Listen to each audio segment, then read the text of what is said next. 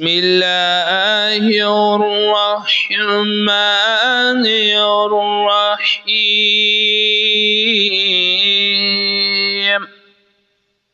سبح اسم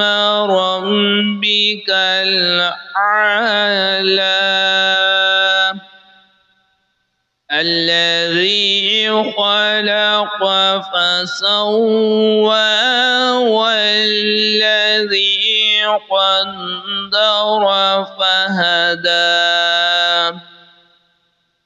والذي أخرج المرعى فجعله غثاء أحوى سنقرئك فلا تنسى إلا ما شاء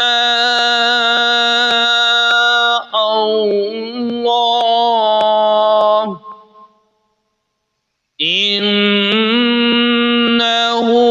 يعلم الجهر وما يخفى ونيسرك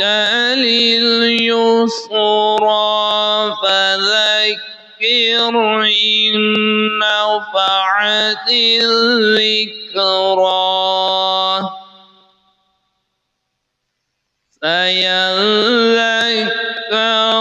من يخشى ويتجنبها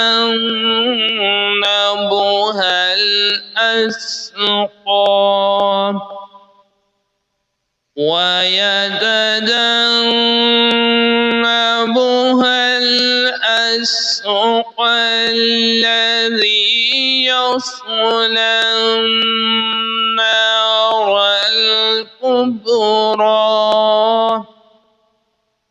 ثم لا يموت فيها ولا يحيا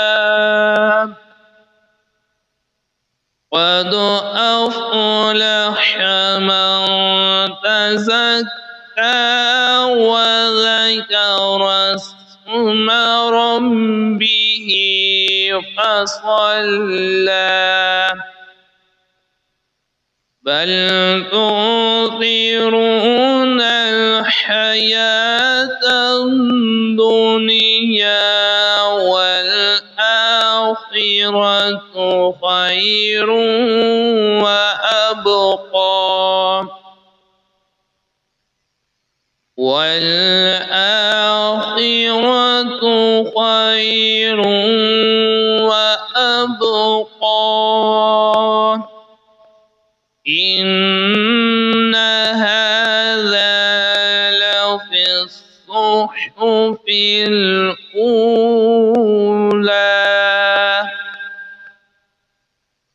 صحف